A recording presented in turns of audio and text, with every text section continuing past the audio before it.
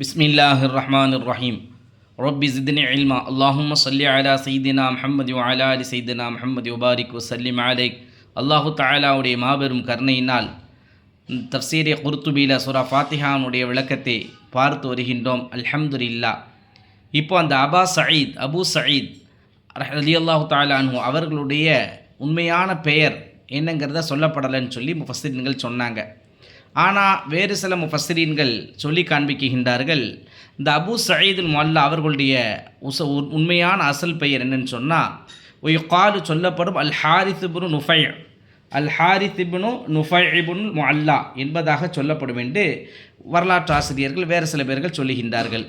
ஒய்காலு இன்னும் அவர்களுக்கு பேர் என்னன்னு சொல்லி சொல்லப்படுதுன்னு சொன்னால், வேறு சில முஃபஸ்ஸிரீன்கள் சொல்கிறாங்க அவுஸ் இப்னுல் முஅல்லா என்பதாக சொல்லுகின்றார்கள். ஒய்காலு இன்னும் சில பேர்கள் சொல்லுகின்றார்கள், சொல்லப்படுது அவங்களுக்கு பேர் என்னன்னு சொன்னால் அபூ சயீத் இப்னு அவுஸ் இப்னுல் முஅல்லா என்பதாக சொல்லப்படுகின்றது. அல்ஹம்துலில்லாஹ். உஃபிய அந்த புனிதமிக்க அந்த அபூ சயீத் ரலியல்லாஹு தஆலா அன்ஹு அவர்கள் வஃபாத்தானார்கள்.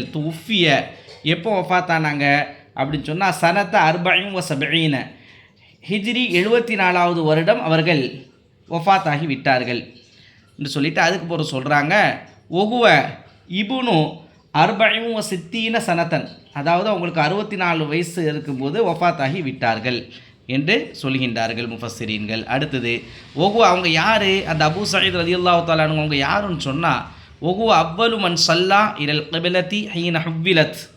அவர்கள் யாருன்னு சொன்னால் அவ்வலு முதலாவதாக மன் ஸல்லா தொழுதவர்கள் எங்கே, இலல் கிபிலா கிபிலா கிபிலா மாற்றத்தின் போது, ஈன ஹுவ்விலத் பைத்துல் முகத்தஸிலிருந்து புனிதமிக்க அந்த கஅபத்துல்லாஹின் பக்கம் கிபிலா மாற்றம் நடந்துச்சா இல்லை, அல்லாஹ் தஆலா மாற்றி கொடுத்தானா இல்லை எபெருமானார் ஸல்லல்லாஹு அலைஹி வஸல்லம் அவர்களுக்கு, அந்த சமயத்தில் முதலாவதாக